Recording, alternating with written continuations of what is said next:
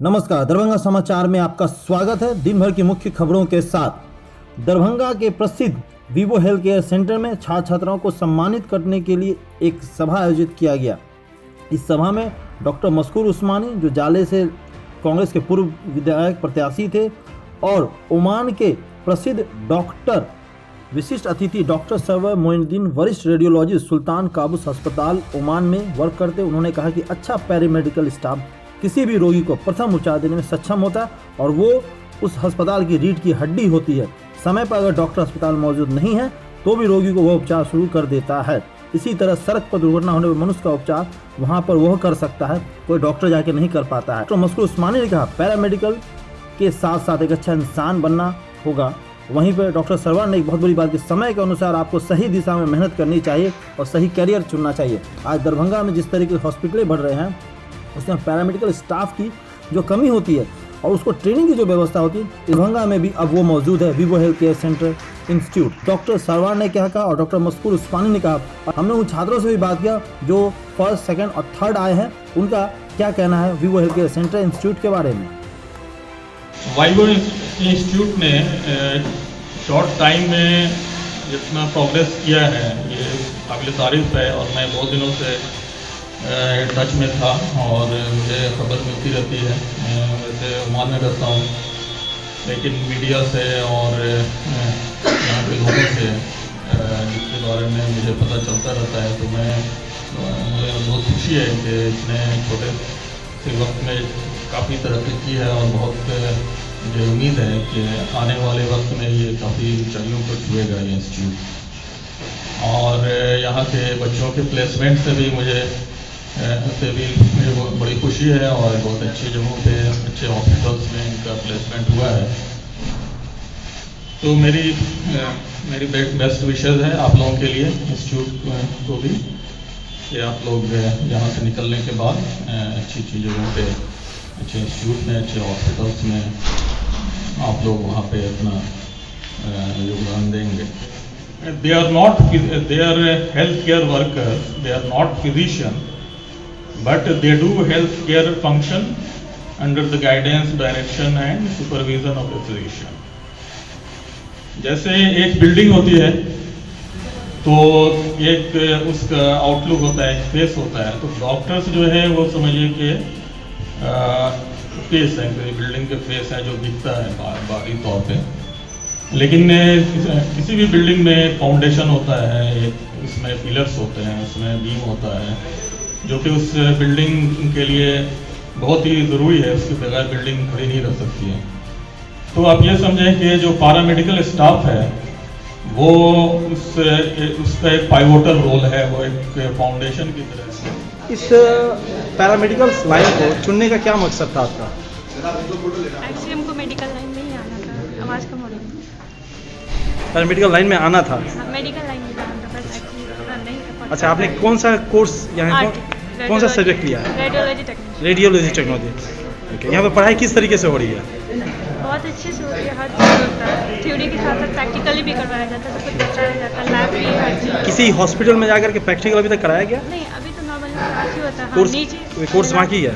हाँ, नीचे अभी जिस मतलब टॉपिक से स्टार्ट पढ़ाई जाता है, उसके बाद उसका नीचे अल्लाल हॉस्पिटल में ले जाकर के जैसे डॉक्टर का पढ़ाई करता है तो जाकर के दिखाया। आवाज़ आ रही है। आपका नाम? फरीदाबाद। जी हाँ, आप सेकेंड आई हैं इस पर वीवो के हेल्थ केयर में। आपने कौन सा सब्जेक्ट लेकर स्टडी किया? मेरा रेडियोलॉजी टेक्नीशियन। किस तरह की स्टडी हो रही है, हाई लेवल या मॉडर्न टेक्नोलॉजी? बहुत हाई लेवल। बहुत प्यारी। डॉक्टर बाहर से आते हैं या यहीं के कुछ? नहीं, बाहर से भी आते हैं, यहाँ के भी हैं। यहाँ जो मेथड है पढ़ाने का तरीका, आपने और भी इंस्टीट्यूट का नाम सुना होगा, यूट्यूब चैनल में देखा होगा, तो क्या लगता है क्या डिफरेंस है? बहुत डिफरेंस है। बहुत जगह पे ये होता है कि सिर्फ एडमिशन ले लिया जाता है, पढ़ाई ढंग से नहीं होती है, बट यहाँ पे सारी चीज़ें सीक्वेंस से हो रही है। पढ़ाई, प्रैक्टिकल, थ्योरी, हर चीज़ सीक्वेंस से हो रही है, हर फैसिलिटीज़ है यहाँ पे। अभी आपकी कोर्स रनिंग है?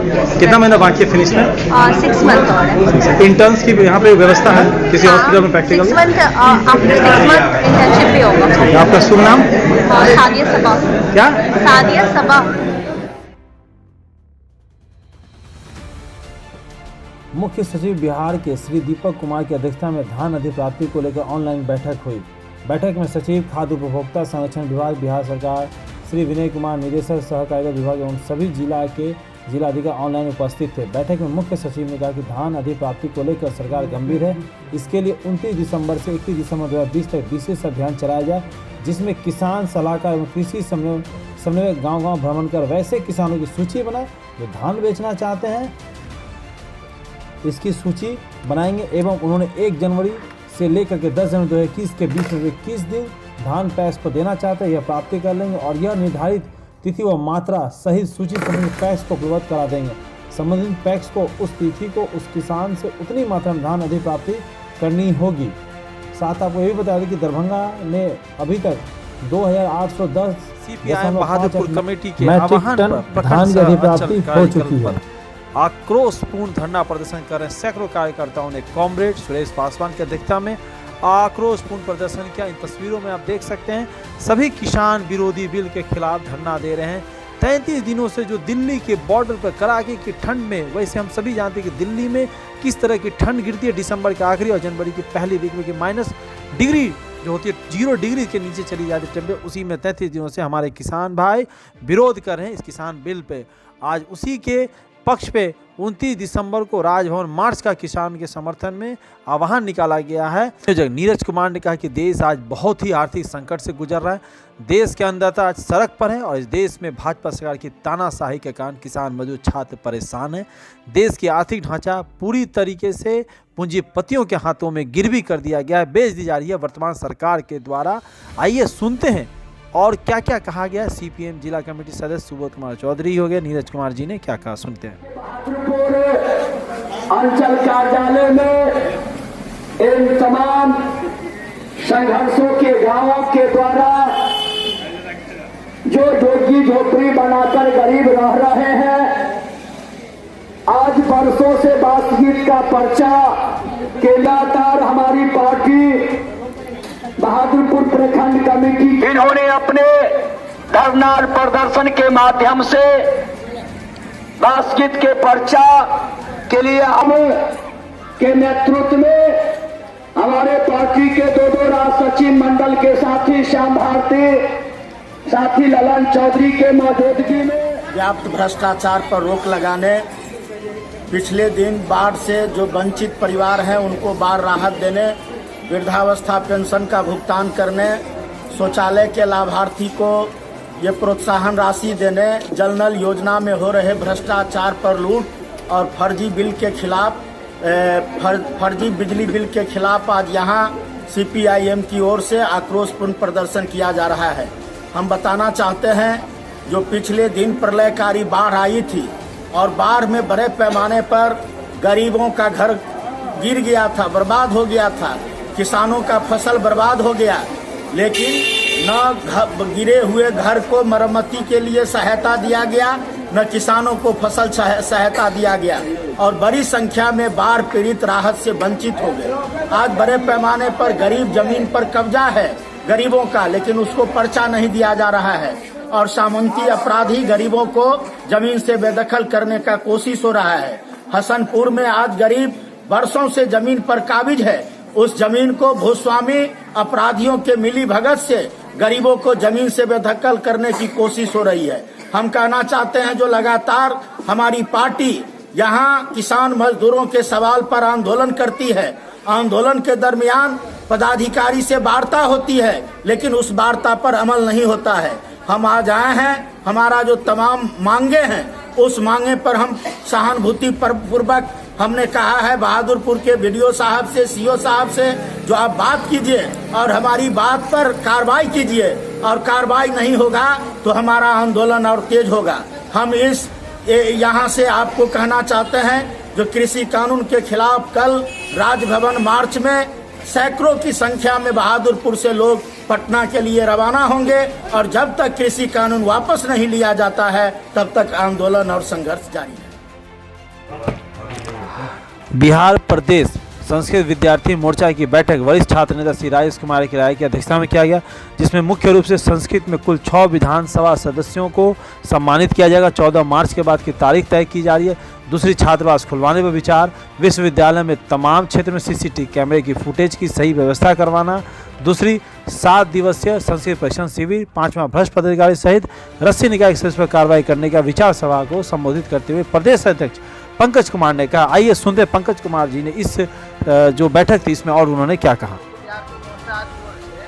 आज दिनांक 28/12/2020 को एक बैठक आहूत की गई है। इस बैठक में मुख्य मुद्दा हमारा है कि संस्कृत में हमारे 100 विधानसभा के सदस्य शपथ ली, उनको सम्मानित करने की तिथि निर्धारण करें। दूसरा विषय हमारा छात्रावास प्रशासन के अरियल रवैये के कारण नहीं खुल पा रहा है, जबकि अभी परीक्षा हमारे यहाँ हो रहा है। छात्र कहीं भटक रहे, कहीं किराए पर ले रहे हैं, क्या कोई उनका शुद्ध लेने वाला नहीं। तीसरा है विश्वविद्यालय परिसर का सौंदर्यीकरण एवं फ्लोर CCTV लगवाना। आए दिनों हमारे छात्र सुरक्षित है, हमारी वाहन चोरी हो जाती, इसके लिए कोई भी जिम्मेदार थाना के पास जाता, थाना का हम क्या करें, विश्वविद्यालय प्रशासन का था कि हम क्या करें। और चौथा विषय हमारा 7 दिवसीय संस्कृत प्रशिक्षण शिविर। हमारे संस्कृत के छात्र बहुत हैं, हमारी संस्कृत बोलना जानते हैं, ज्ञान भी हमारे बोल नहीं पाते हैं। इसके लिए हमारी संगठन 7 दिवसीय संस्कृत प्रशिक्षण शिविर चलाएगी। इसकी भी तिथि का निर्धारण आप लोग को बता दिया जाएगा बैठक के माध्यम से। अब 5वां मुद्दा है हमारे विश्वविद्यालय में कुलपति रूपी रत्न मिले, मगर कुछ भ्रष्ट पदाधिकारियों कर्मियों के कारण इनको बदनाम करने की साजिश की जा रही है। इसके लिए बिहार प्रदेश संस्कृत विद्यार्थी मोर्चा सहित समस्त संस्कृत प्रेमी कार्य करेंगे और अगर अंततः अगर नहीं किया गया तो पूर्व कुलपति के विरोध भी हम लोग न्यायालय। वहीं दरभंगा में हड़तालों के साथ साथ ऑटो रिक्शा मजदूर संघ के द्वारा विरोध जताया जा रहा है कि इन ऑटो रिक्शा वालों को किसी भी स्टैंड पे खड़ा रहना नहीं दिया जाता है, उनसे रंगदारी वसूल किया जाता है। नगर निगम के पर्ची दे करके कि कहा जाता है कि वो नगर निगम के कर्मचारी है, उन्हें वहाँ पर ऑटो रिक्शा स्टैंड का जो टैक्स है, जो वसूली है, वो देना पड़ेगा। जब वो नहीं देते हैं उनकी गाड़ियों पर डंडा मारा जाता है, उनके साथ बदतमीजी किया जाता है। इसके खिलाफ ऑटो रिक्शा मजदूर संघ दरभंगा के ने आज एक आम सभा बैठक की। इस बैठक में उन्होंने फैसला लिया और उन्होंने एक चिट्ठी नगर निगम को उन्होंने एक चिट्ठी लिखा। आइए जानते हैं उस चिट्ठी में क्या था, मजदूर संघ ने क्या लिखा और वो लोग। नमस्कार सर, सदनीय श्रीमान सर महोदय, आपसे मेरा ये निवेदन है, जो हमारी जो समस्या है आज के डेट में उसे आप जल्द से जल्द समाधान करें। समस्या ये है, हम मजदूर लोग हैं, ई रिक्शा वाले हैं, जो महामारी लॉकडाउन के वजह से जो हम लोग के महामारी में बीता है टाइम, आप भी जानते हैं किस तरह से समस्या आई है। उस तरह से अपने घर को चलाना बहुत ही कठिनाइयाँ हो गई है, रोजगार मिलना बहुत ही मुश्किल है। अभी उस संबंध में हम लोग किसी भी तरह से जो है ई रिक्शा मोटरसाइकिल निकाले हैं। जिस तरह से उसमें कठिनाइयाँ हुआ, पैसा की व्यवस्था कहाँ से हम लोग को करनी पड़ी। गाड़ी को तो हम लोग उपलब्ध करवा लिए हैं किसी भी तरह, लेकिन रोड पे चलने से हमें बहुत ही परेशानी हो रही है। परेशानी हमें रोड पे चलने से ये हो रही है, स्टेशन इंचार्ज जो है हम लोग पे गाली गलौज, लाठी चार्ज, मारामारी से बात व्यवहार करता है, बोलता है या तुम्हारे लोग का जगह नहीं है। पहली बात तो बोल ही दिए है, कहने का मतलब ये है कि हम लोग जो है गाड़ी कर्ज लेकर के लिए हमारे साथ परेशानी है कि गाड़ी जैसे हम रोड पर निकालते हैं तो या तो जो है वहाँ अवैध वसूली से जो वसूली करता है अवैध स्तर से जो है लोहा सिंह, वो डंडा मारते हैं, चाबी निकाल लेते हैं। 4-5 आदमी हैं कहाँ पे, हजमा चौक जो लिया चौक बोलते हैं, लाठी डंडा लेकर के जो है जब्बार भी है और एक तो के नेगरा है, वो है, एक लोहा सिंह है और अन्य व्यक्ति है जिनको हम नाम नहीं जानते सही तरीका से, समझिए। चलिए आ रहा है। वो जो है जो क्या करते हैं, जैसे हम लोग अगर हॉस्पिटल के पैसेंजर उठा करके ले वहाँ से क्रॉस किए, वो क्या करे, चाबी खींच लिया, बता तुम लाता है मार्केट से तो इस चौक पर उसी साइड उतार दो, इस साइड लाओ नहीं लाओ, इस साइड आएगा तो मेरा यहाँ से गाड़ी खुलेगा, तुम लोग ये उधर से आते वो ठीक है, इधर से नहीं ले जाने देंगे क्योंकि हम लोग स्टैंड चलाते हैं। पता नहीं आप वो स्टैंड इंचार्ज और क्या समस्या आप लोग के साथ? आप लोग के साथ वो हम लोग का स्टैंड जो है पुराना ही जो है स्टैंड जो है रिक्शा स्टैंड है। हम लोग चाहते हैं जैसे रिक्शा स्टैंड है तो हम लोग ई रिक्शा स्टैंड है उसी से हम लोग चले, नंबर से या बेराबरी चले, जाम न लगे, आराम से आए आराम से जाए, हुड़हंगा नहीं हुए। लेकिन वो तो करते नहीं है, जैसे पहुँचे दंगा फसाद करना चालू करता है, गाली गलौज करना चालू करता है, डंडा लेके घूमता रहता है। वो लोहा सिंह है, जब्बार है और निगड़ा है जो इंचार्ज है वहाँ पर। कितने दिन से कर रहे हैं ये? बहुत दिनों से कर रहे हैं सर। आप लोग के ऑटो से समस्या के लिए सालों वर्ष चल रही है, फिर आज क्या जरूरी हुई जो आप लोग धरना पे बैठे हुए हैं या बैठक कर रहे हैं? हम लोग के सर जिधर जाते हैं उधर हम लोग के ऊपर लाठी और डंडा बरसाया जाता है। मार भी, अरे यार आई आप ही बोलिए। जब भी कहीं भी जाते हैं तो या तो प्रशासन द्वारा हम लोग के लाठी डंडा खाना पड़ता है, या फिर जो है स्टैंड इंचार्ज द्वारा लाठी डंडा गाली गलौज सुनना पड़ता है, या फिर कोई रंगदार है उसके द्वारा सुनना पड़ता है। समझ गए कि सर कहीं पर हम लोग के इज्जत नाम का चीजें नहीं। अच्छा, क्या नाम हुआ आपका? जी मेरा नाम मोहम्मद मुमताज हुआ। आप ऑटो ड्राइवर है? जी सर। ई रिक्शा है। E rickshaw. आज भारतीय auto rickshaw e rickshaw unit का बैठक है। सारे ई रिक्शा दरभंगा जिला के शहर के अंदर जो चलने वाले हैं, अधिकतर रिक्शा यहाँ सैकड़ों के तादाद में यहाँ उपस्थित हैं। इन लोगों ने बार बार मुझसे आग्रह किया, मैं भी देख रहा था कि जगह जगह इन्हें प्रताड़ित किया जाता है, जगह जगह इन्हें मार के भगाया जाता है।